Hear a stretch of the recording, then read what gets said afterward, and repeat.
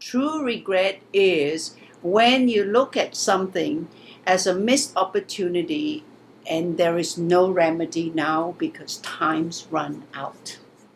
Well, we talk about the four things. The fourth one was perseverate. This going round and round and round, and it's so old, it's so boring. They only have one song to sing, and it's always this negative song, yada yada yada, and it's always somebody else's fault. So there is no sense of responsibility in the event or the experience. That you don't exist. You talk about it from a third party point of view, and you're pointing fingers, but you are not in the equation. And so we talk about how do we deal with regrets so that we don't sit in this pity party for a long time, because it paralyzes you. And you sit there and say, I should have done that. What if? So this ifables. What if I had married this one instead? Oh, I have 5 wonderful suitors. What if I married the musician? Or what if I married the mathematician? What if I married... Well, you didn't. It's called own your own shit. Yep. Excuse my language. Right. No, own you're right. it, and you're responsible for it. My youngest son is one of those blamers. All through high school, it's the teacher's fault that he did poorly, and I'm like, get over it. It's nobody's fault but your own. And now he's 24, and he's starting to learn that. But it's taken him a long time. It's like, no, own your own stuff. It's not other people's fault. So we sit in regret if and when we do. We look at things we didn't do and we feel bad because we've missed these opportunities. And in order to put the balm on the wound, we blame. If my father hadn't died and I had to latch onto some guy to marry, I'd still be in medical school. And I'll be dean of medical school by now. Well, it wasn't my father's fault that he died. It's my choice. And people don't realize that they have choice. And again, the notion of opportunity breeds regret is because we sit and we imagine too many what ifs. So how do you know what choices to make? And I find that in my work, I also come across a lot of highly talented, multi-talented people who end up with a lot of emotional challenges because of too many opportunities. I could have been a doctor. I know I could have been a brilliant lawyer. I know how to argue a case. The point I'm making is that in our society, we have too many options. And hence, I still remember back in the day when we're choosing universities and making choices, and I have so many choices. I envy this one classmate of mine. She was only good at one thing, and one thing only, and she only wanted to do one thing and one thing only. She was single focused. She went to school. Graduate from high school. She went straight to law school. She became a brilliant attorney. All she ever wanted to do in life. She sucked at math. She couldn't do physics or chemistry, but she had a flair for language, and she did very well. And I said, why can't I be like her? Why can't I just go to law school? I could have gone to law school. I could have been an accountant. I'm good at numbers. So the more opportunities you have, the more options you have, the more difficult your choice would be.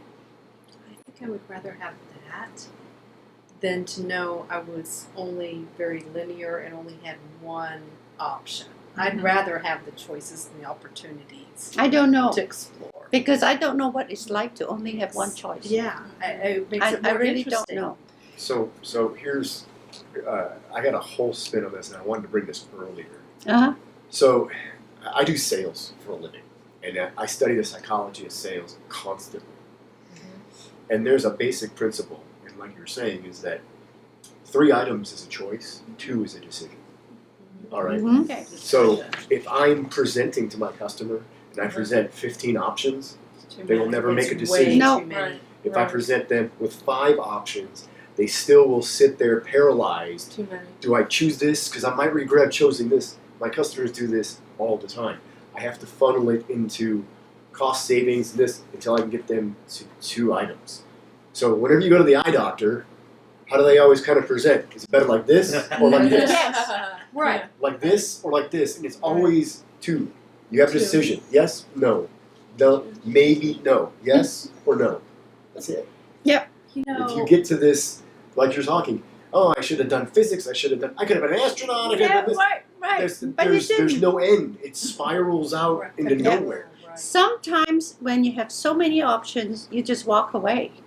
And you're absolutely right, because just what you were saying in my field that I do, I have to present options to the administration. Mm-hmm. I never give more than 3, Mm-hmm. ever.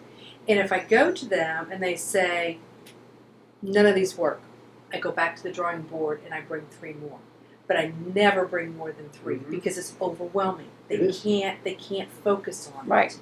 And usually 2 are better. Here's option A and here's option B. I like this one. If you can change that to over here, we'll go with it. I love it when one time I was flying in a little plane from Cleveland to Toronto, and the flight attendant came down and said, water or apple juice? Water or apple juice? Somebody said, So can was I have coffee? No. Water or apple juice? Water or apple juice? One of the things to help us not to spend so much time in regretting our choices is to limit our options. And also to use our imagination in a positive way rather than in a negative way, as I wish I could have. The point is in accepting the present. We talk about different kinds of regrets. Now I want to talk a little bit about how do we positively handle regrets. Well, regrets can paralyze us if you get stuck in the loop where you perseverate over I shoulda, coulda, that kind of stuff, which leads to nowhere but to one boring hour with the person singing the same old boring song. And it's really, it really unnerves a person to listen to somebody complain and complain and complain. So for ourselves, if we looked at something as a missed opportunity, the thing to do is, if you feel you have missed the opportunity, then ask yourself, do you still want to do that? And what will it take for you to turn the regret into a reality and just do it? Either do it or pitch it. Regrets are not bad things. They are good for a very fleeting moment to wake you up and do something about it. But if you sit in it and you dwell in it, then it becomes a problem for you and for the people around you. It makes you one very boring person. Here is Forbes magazine. Forbes magazine published 25 top regrets. Number 1, people regret working so much at the expense of family and friendships. Number 2, standing up to bullies in school and in life. Most people regret they hadn't done that. Number 3, to not have stayed in touch with some good friends from childhood and youth. They've forgotten them. Number 4, regret not having turned off my phone more or left my phone at home. People spend too much time on the phone. I don't get the whole phone thing, but Yep. anyway. Regret breaking up with my true love or getting dumped by them. Worrying about what others thought about me so much. Not having enough confidence in myself. Living the life that my parents wanted me to live instead of the one I wanted to do. Applying for that dream job I always wanted, never did it.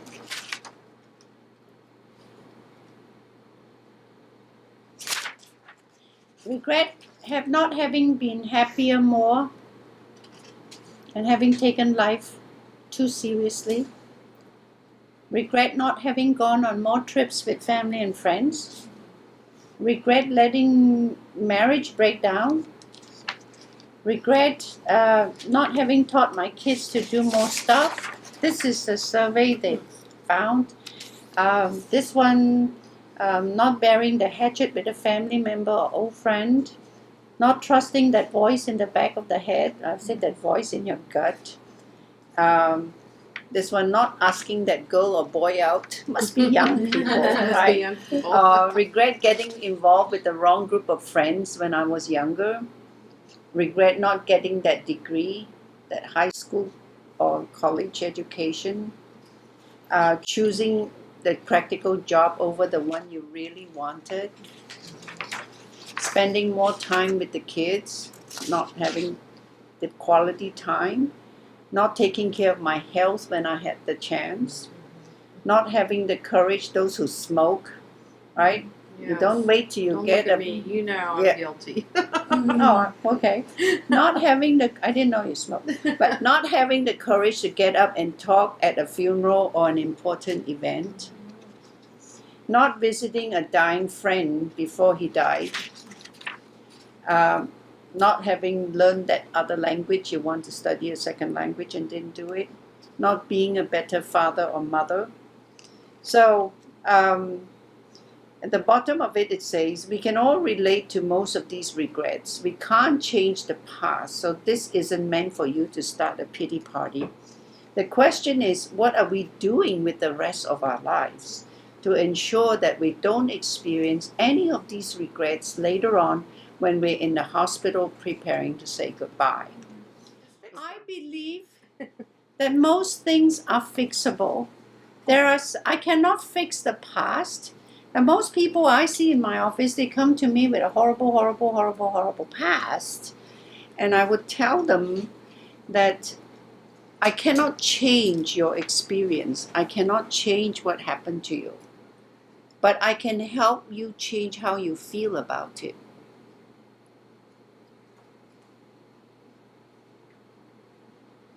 See, many people come to me and they've had horrible experiences and they feel that they've been wronged and they're the victim.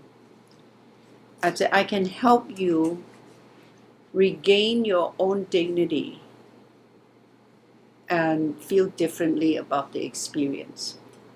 And you don't have to sit in your pity party anymore. We can turn that saber-toothed tiger that you fear into a harmless pussycat. And it's all a matter of changing your perception, changing your perspective. Like I said, you can look at the glass, is it half empty or is it half full? Or you can spend the rest of your life, complaining about the part that's half empty. Or you can say, my goodness, I do have something in the glass.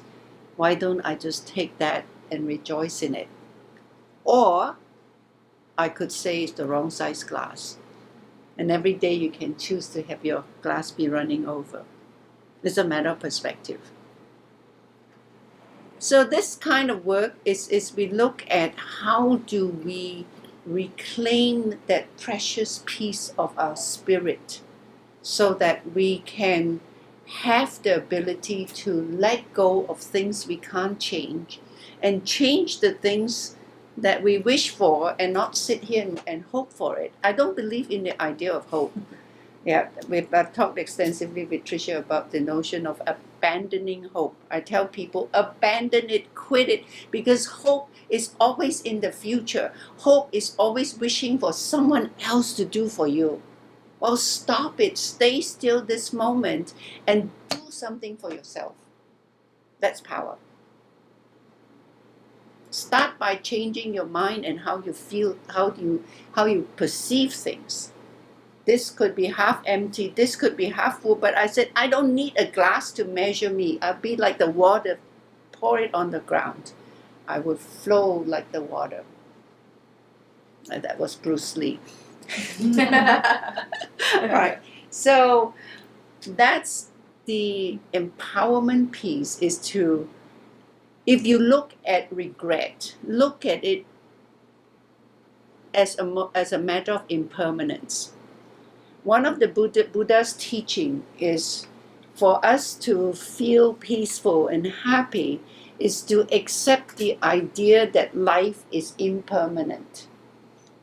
Everything that passes through us is impermanent. It comes to pass. Even the Bible says that. It didn't come to stay. So if you're very happy about yourself right now, enjoy it because it's going to pass. If you hate your life right now, don't worry too much about it because that too will pass. So we don't want to be too attached to the positive things because when that's being removed from us, we will suffer. So just be. And that too will be good. Okay. So just to summarize tonight, we talked about regret. And we had agreed that regret is a negative emotion, is something that we feel bad about for something either we have done or something we have not done. And it turns out that more people feel regret over missed opportunity than things that they have done. Now, regret is a negative feeling. We can't avoid it. We can't prevent it. We just to accept that it is a feeling. The bad thing that would happen is if we don't let it pass through, if we get stuck in regret. Being stuck in regret means we'll sit here and wish we had and we didn't, and we get into this loop of perseverating in something negative, and we will move on, and certainly that impedes our happiness. So the way to deal with regret is to accept that regret is part of life, is to accept that regret is something we can do something about because it's an emotion and we choose how we feel. So we look at something, if we wish we hadn't done, we had done something wrong, then we have to make amends so we don't have to feel bad about it. That's why I don't believe in saying sorry. You rectify. You make right what you have done wrong. Do something about it and you don't have to feel regret anymore. And if it is a regret because you have a missed opportunity and you're still alive and there's still an opportunity to make right, then you do something about it. Or the third option is don't wish you had done it. So to embrace the idea that life and experiences are impermanent. If you're feeling good, that too will pass. If you're feeling bad, that too will pass. And embrace life as it comes and stay in the moment. And pay attention, 100% attention to whatever is in front of you. Then if regret comes, it's only but a fleeting moment and it passes. I think if we spend too much time trying to prevent regret, you can never prevent regret unless we eliminate all the options. Part of the joy in life is to have options. And so don't be afraid of having too many options, although too many options can cause us to have regrets, but don't be afraid of regrets either. Just don't stay stuck in it.